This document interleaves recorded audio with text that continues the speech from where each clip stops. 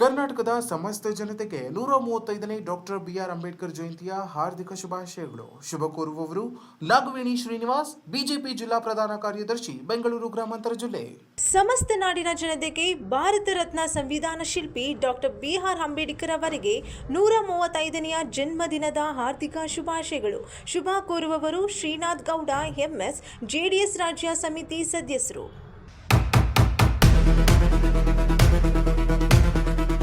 ದೇವನಹಳ್ಳಿ ತಾಲೂಕಿನ ಮುದುಗುರ್ಕಿ ಗ್ರಾಮದ ಬಳಿ ದೇವನಹಳ್ಳಿ ಚಿಕ್ಕಬಳ್ಳಾಪುರ ಹೆದ್ದಾರಿಯಲ್ಲಿ ಈ ಅಪಘಾತ ಸಂಭವಿಸಿತು. ಆಂಧ್ರಪ್ರದೇಶದ ಕದರಿಯಿಂದ ಬೆಂಗಳೂರಿಗೆ ಬರ್ತಿದ್ದ ಶ್ರೀ ವೆಂಕಟೇಶ್ವರ ಖಾಸಗಿ ಬಸ್ ಅತೀವ ವೇಗದಲ್ಲಿ ಸಂಚರಿಸುತ್ತಿದ್ದ ವೇಳೆ ಈ ದುರ್ಘಟನೆ ನಡೆದಿದೆ.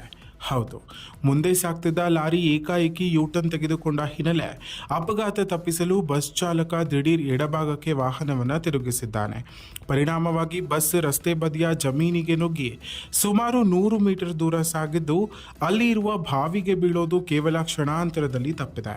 ಘಟನೆಯ ತೀವ್ರತೆಗೆ ಚಾಲಕನಿಗೆ ಗಂಭೀರ ಗಾಯಗಳಾಗಿದ್ದು ತಕ್ಷಣ ಸಮೀಪದ ಆಸ್ಪತ್ರೆಗೆ ರವಾನೆ ಮಾಡಲಾಗಿದೆ.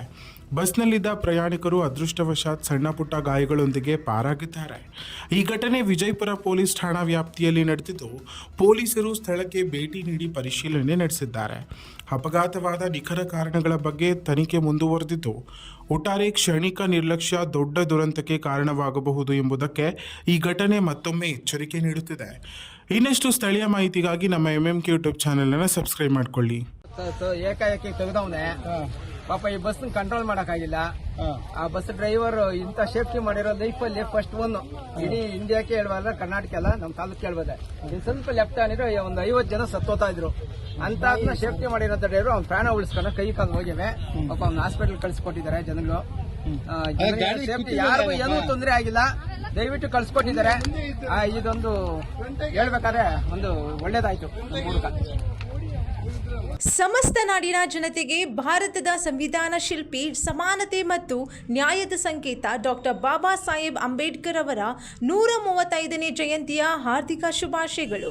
ಶುಭ ಕೋರುವವರು ಮಾಲಿಗಿ ಮಂಜುನಾಥ್, ತಾಲೂಕು ಸೊಸೈಟಿ ನಿರ್ದೇಶಕರು, ಹಾವತಿ. ಸಮಸ್ತ ನಾಡಿನ ಜನತೆಗೆ 135ನೆಯ ಡಾಕ್ಟರ್ ಬಿಆರ್ ಅಂಬೇಡ್ಕರ್ ಜಯಂತಿಯ ಹಾರ್ದಿಕ ಶುಭಾಶಯಗಳು. ಶುಭ ಕೋರುವವರು ಸೋಮಶೇಖರ್, ದೇವನಹಳ್ಳಿ ತಾಲೂಕಿನ ಅಧ್ಯಕ್ಷರು, ಅಂಬೇಡ್ಕರ್ ಸೇನೆ ಮತ್ತು ಹೋರಾಟಗಾರರು.